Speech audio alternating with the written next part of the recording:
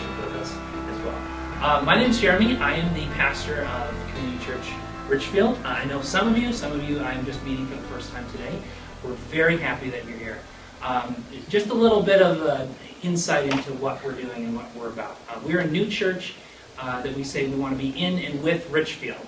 And we're brand new. We just started meeting weekly out of the first weekend of January. And often when churches begin meeting weekly, they use words like launch. And we're not using that word at all, at least not yet. We're meeting weekly in order to continue to gather people in momentum towards planting a new church. We want to make sure that we're not just planting a worship gathering or a worship service. We want to have a worship gathering, one that's meeting weekly, one that's meeting regularly. We're able to come together and worship God together, but also starting these small groups and then making sure that we're investing in our community as well. And so you being here and just sitting in these seats is contributing to that. So I want to thank you for that. As part of this new church that we're getting up and going, we're following what's known as a narrative lectionary. And some of you might be from more liturgical settings where you know what liturgical means or what lectionary means. And basically what it is it's a worship resource developed by a seminary here in the Twin Cities that hundreds of churches and thousands of followers of Jesus are following at the very same time. We're studying some of the very same texts from week to week as all of these other churches and all of these other followers of Jesus. And part of that is also following the church calendar, which for hundreds of years, followers of Jesus have said at certain times during the year, this is something that we need to celebrate or recognize together. This is an important thing for followers of Jesus, an important rhythm for us to be in. So one of those things that we find ourselves in right now is the season of Lent. Lent is the 40 days or 6 weeks leading up to Easter. It's a time of reflection and preparation for Easter. Often it's a time of fasting and self-reflection. People often use it as a time to recognize their own depravity, to recognize that at some point they've been born, but at some point we're all going to die. And that's an important practice for us as followers of Jesus. But here at Community Church this year, we're really wanting to say, yes, focusing and looking at our depravity and our certain death is important, but there's also life-giving rhythms that can come out of recognizing our own depravity. And so we want to focus on both of those things. This recognition that we are finite people, and that recognizing that there can be new life that comes from that. And that's really going to be a focus of our morning together as we jump into our ongoing study of the Gospel according to Mark. So, before we jump into that, I'm going to open this up with a prayer, and then we will dive on in. So, will you pray with me?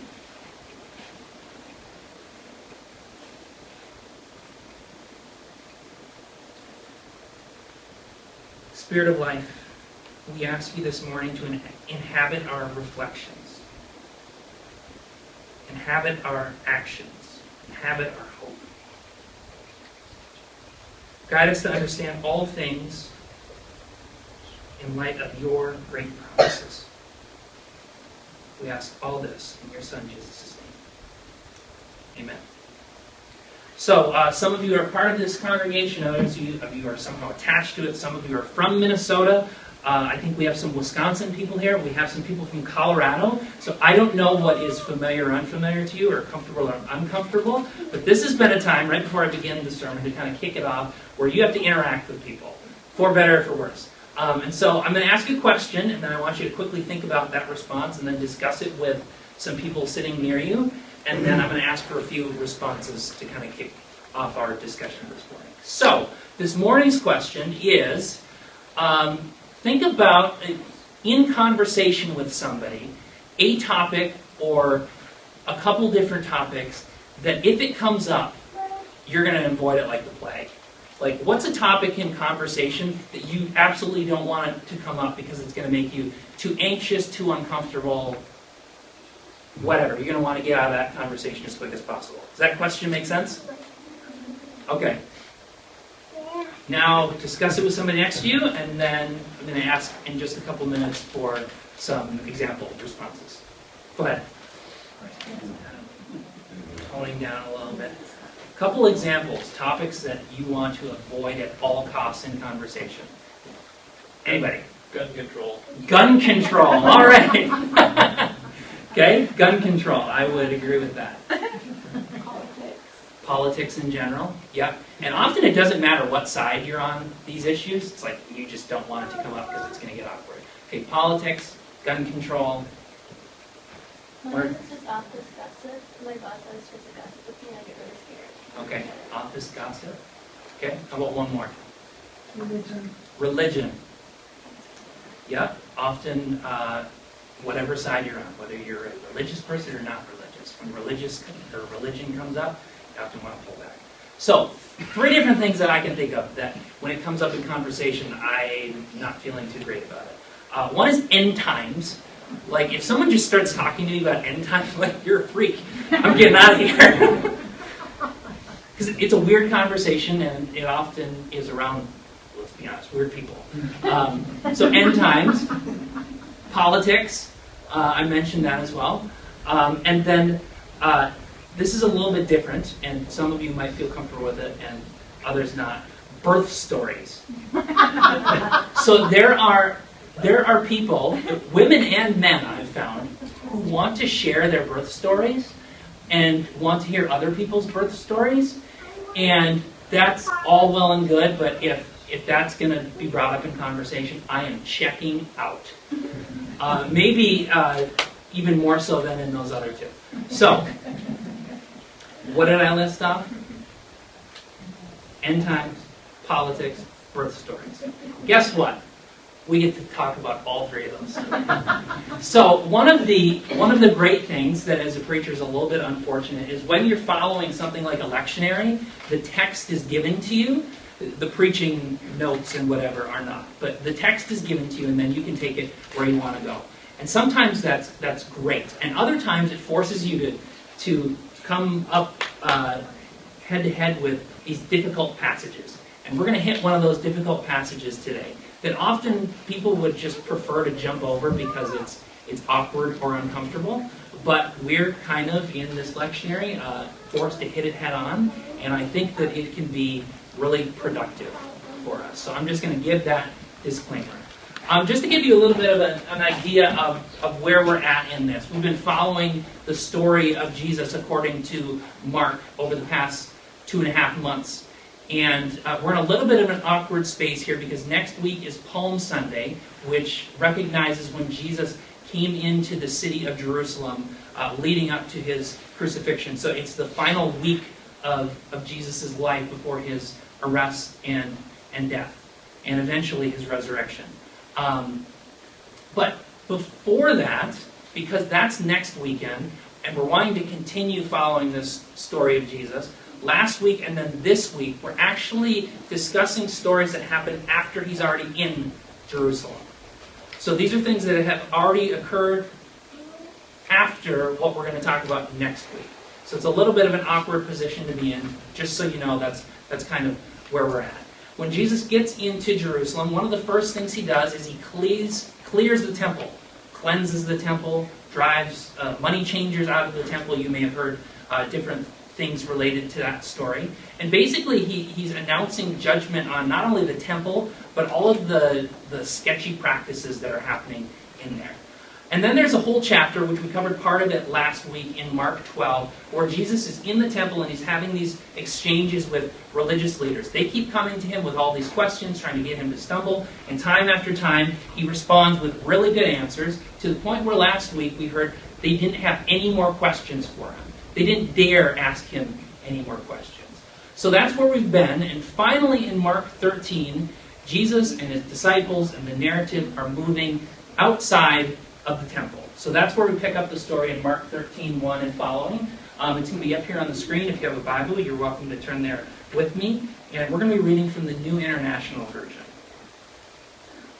We'll read the first 2 verses and then kind of cut that off and then continue in just a moment. So verse 1 and following. As Jesus was leaving the temple, one of his disciples said to him, "Look, teacher, what massive stones, what magnificent buildings." "Do you see all these great buildings?" replied Jesus. "Not one stone here will be left on another. Every one will be thrown down." Now, I told you that Jesus has just moved out of the temple. He's just got done condemning and calling out all of the ugliness of the temple and the things that are happening inside of it. And one of his disciples, who goes unnamed, fortunately Mark does not name him, because he's got the gall, after Jesus has done this, to say, "Look, teacher, these beautiful buildings." Clearly he has not been paying attention. And then we get Jesus' response. And believe it or not, Jesus is not that impressed. He says, "Do you see all these great buildings? Not one stone here will be left on another. Everyone will be thrown down." And some people will say, well, Jesus is predicting what is going to happen in the future. In reality, he's probably just making an observation about the way things are trending. The way things are happening in the temple, the way that the people are functioning within the temple, it's only inevitable that this thing, all of the structures and all of the political structures are going to come tumbling down at some point. Now, this wouldn't have been a very pleasing conversation for a lot of people, the disciples and otherwise, because Jewish people are known for their storytelling and their memory.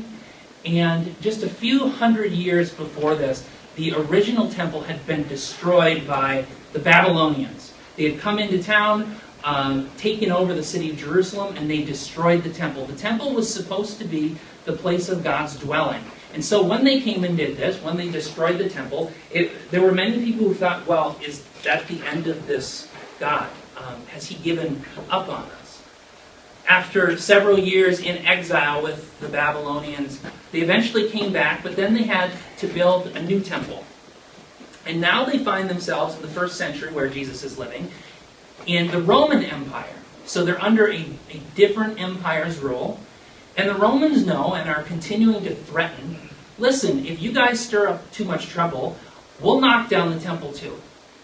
The Romans know that if they're going to get to the heart of things, if they're going to kill the will of these people, all they got to do is knock down the temple.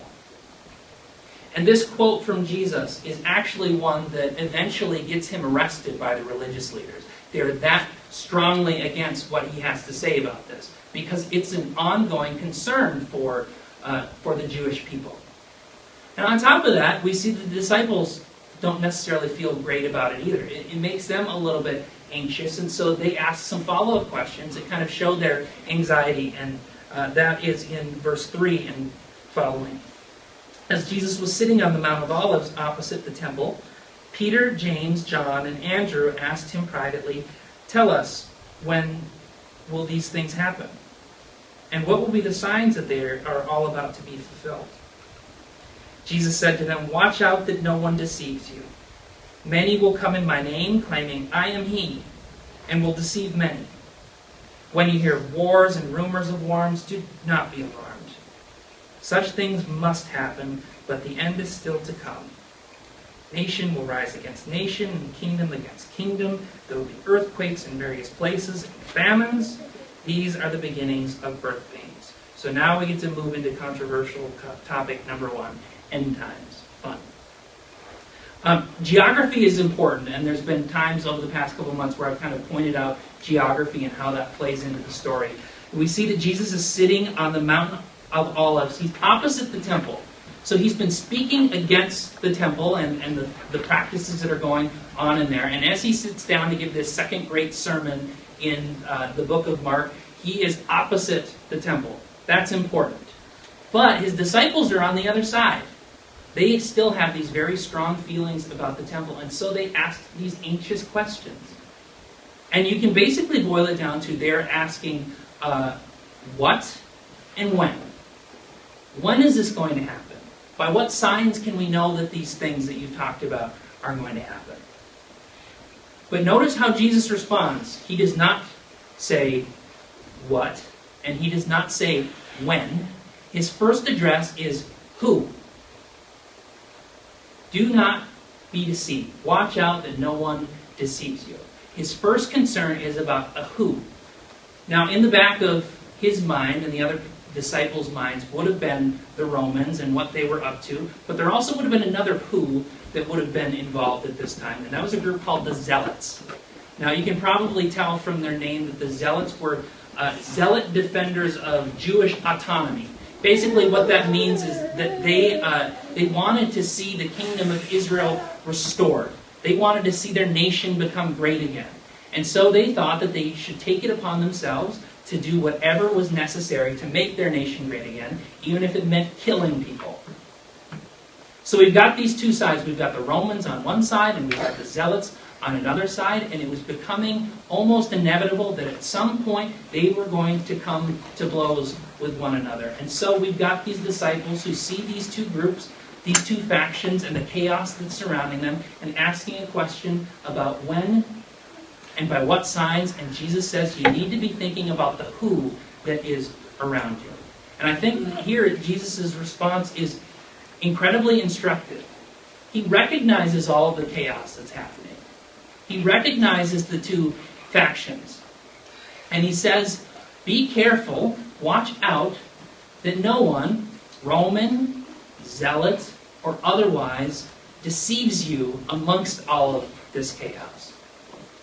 On the one hand, there would have been the Romans who would have been saying things like, listen, you need to tone down all this religious rhetoric. You just need to stop. We've allowed it to go on for long enough. If you keep stirring up trouble, we will put you down and we will destroy your temple. End of story. And on the other hand, there would have been the Zealots who would have said, listen, now's the time. Pick up arms, join us. We're going against these Romans. And guess what? If you don't join us, we will happily put you down alongside them. These are the two who's that the disciples would have been dealing with. And into this, Jesus does not say, pick this side over this side. He says, watch out that no one deceives you. As he continues his answer, he's picking up on language from the Old Testament book of Daniel. Some of you might be familiar with Daniel, some of you might not be. There's a lion's den, there's a fiery furnace, there's a bunch of these weird end times signs. Basically, Daniel is a book that is written in a time of political turmoil, where there's all of these things going on, these nations trying to win over the affections of the Jewish people. And Daniel is speaking to them and saying, remain faithful. God is going to win in the end. What you need to focus on is that you are not deceived, that you remain faithful where you are at. God will win in the end.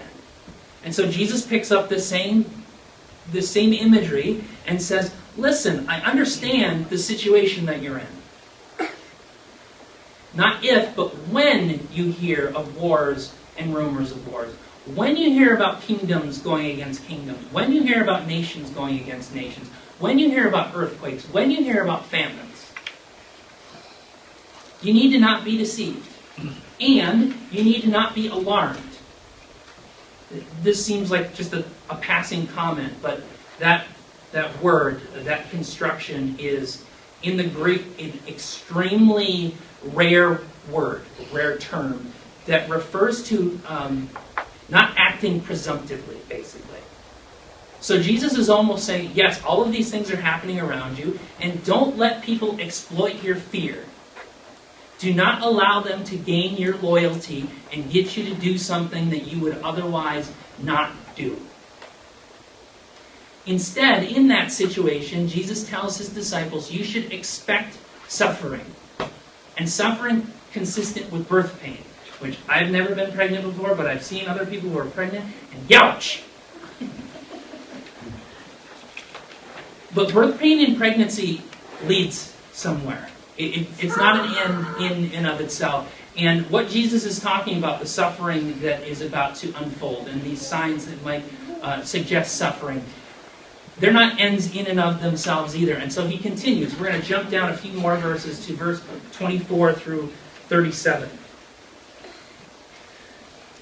In talking about these days, the end times, Jesus says, but in those days, following that distress, the sun will be darkened, and the moon will not give its light. The stars will fall from the sky, and the heavenly bodies will be shaken. At that time, people will see the Son of Man coming in clouds in great power and glory. And he will send his angels and gather his elect from the four winds, from the ends of the earth to the ends of the heavens. Now learn this lesson from the fig tree.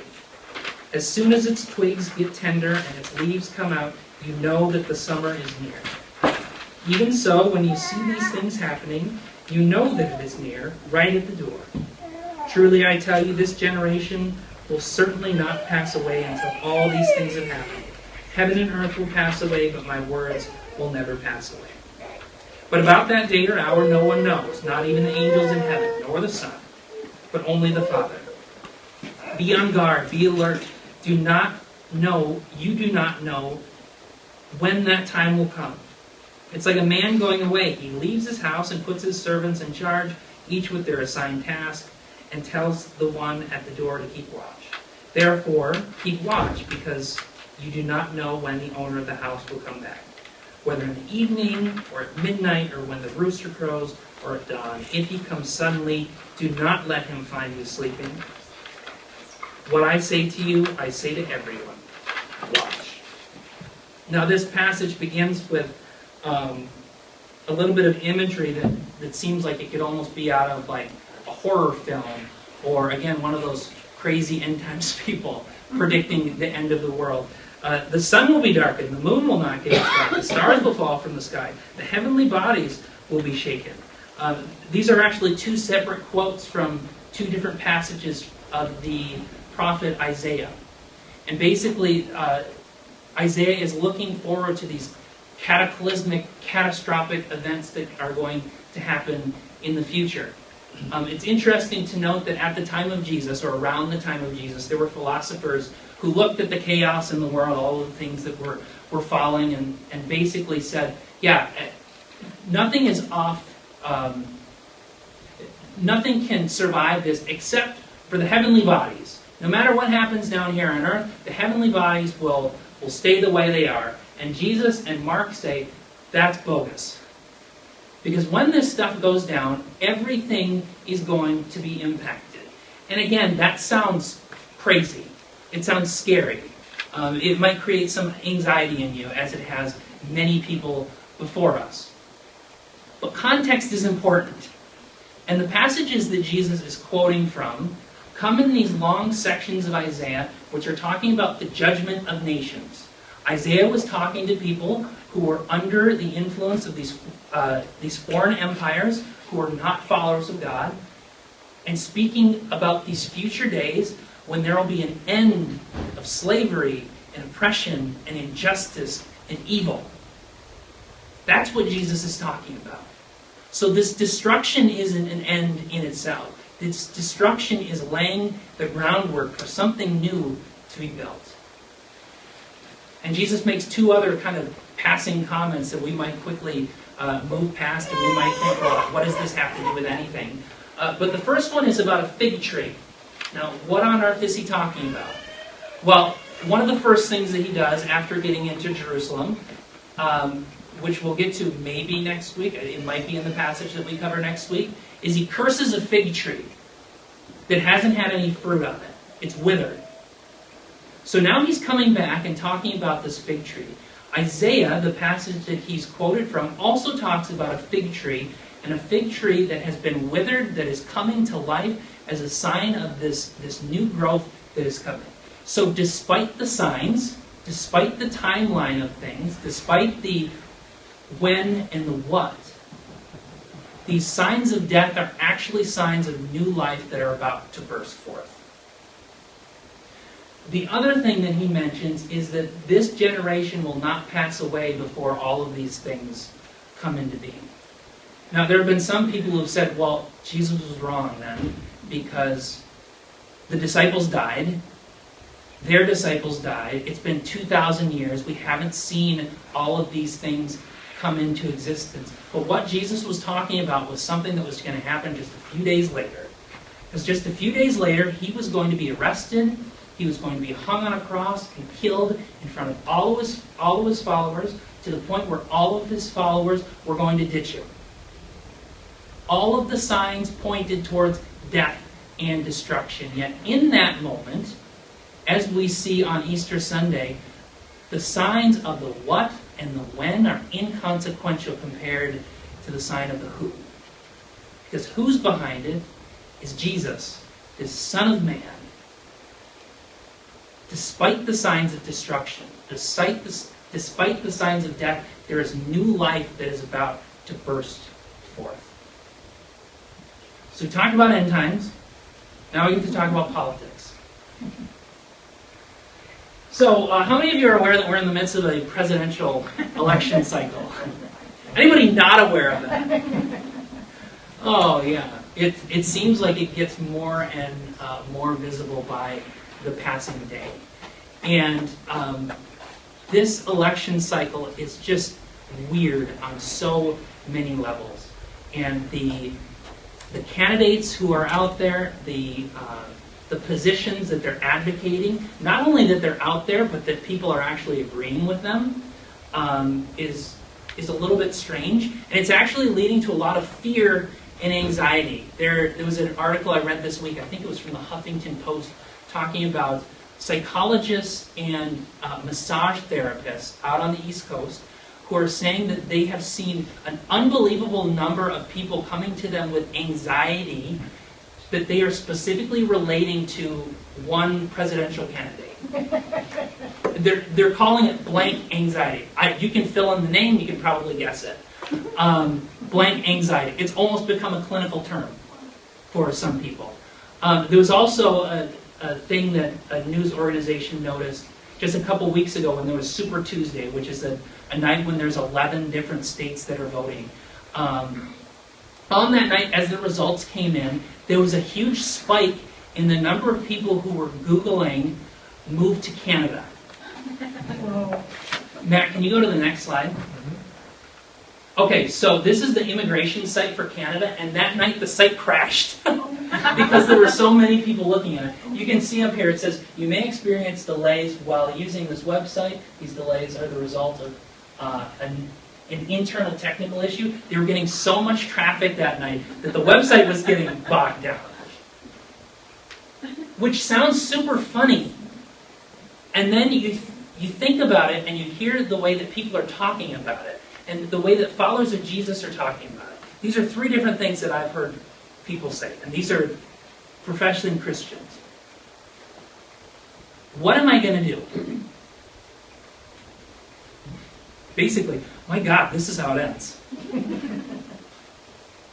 And then I have lost all my faith in humanity.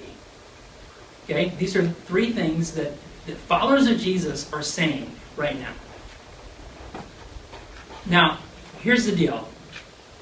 I don't know, you may have said some of those things. I don't talk politics very often. I particularly haven't talked politics with most of you. But here's what I want to say. Come on. This is nothing new. One, we should have lost our faith in humanity a long time ago, particularly as followers of Jesus, because our faith does not rely on humanity.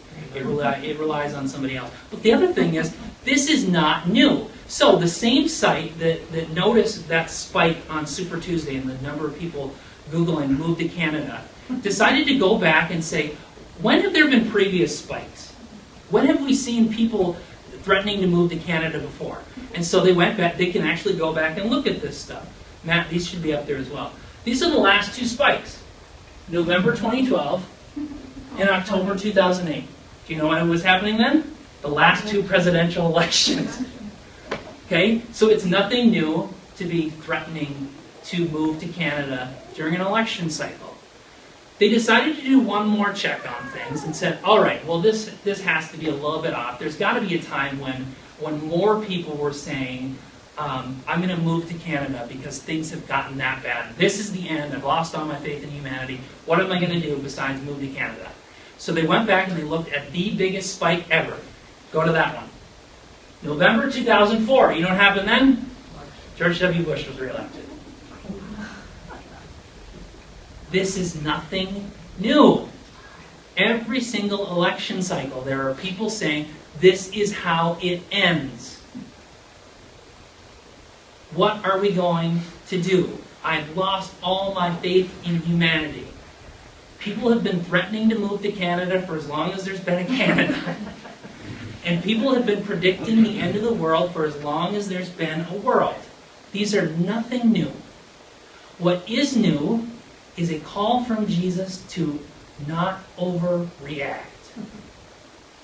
To watch out, to be aware of the things that are going on, and to not do something presumptively. Now, as followers of Jesus, we are not supposed to be predicting when this is going to be happening. We're not supposed to be freaking out when we see these signs.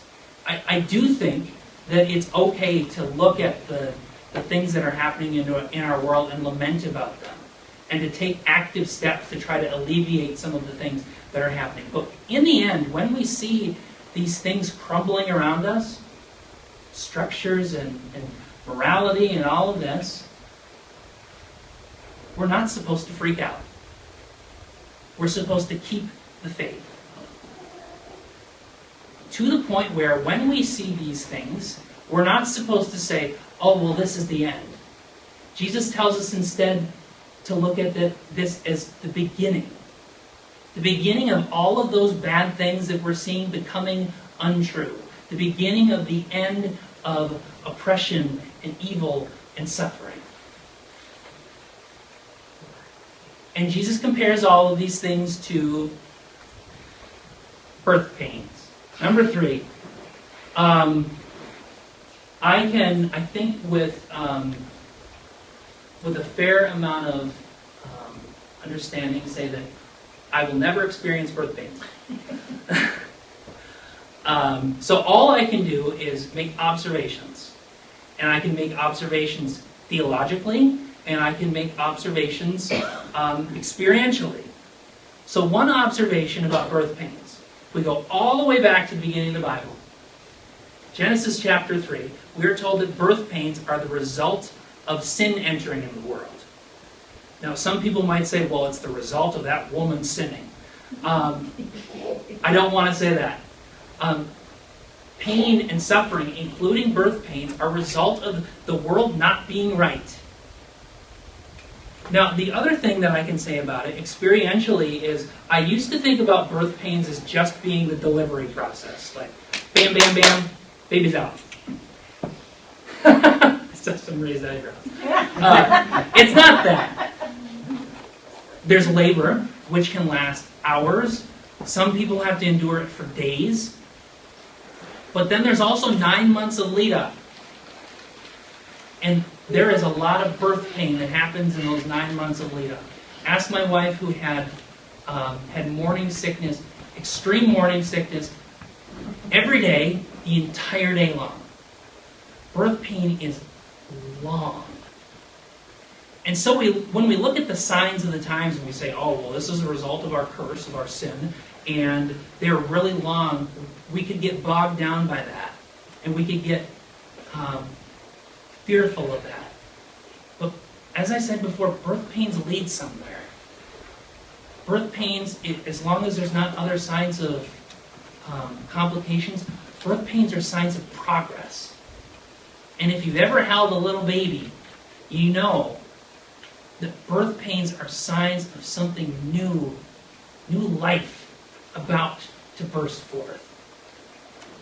And so, as followers of Jesus, as we look at all of these signs about the corruption and collapse of the world, may we view them as birth pains. May we view them as opportunities for us to point people to Jesus and His kingdom that is before us, around us now, and within us. And perhaps most importantly, may we put our faith not in people who threaten our lives, but instead put it in the one who overcame death. Will you join me in prayer?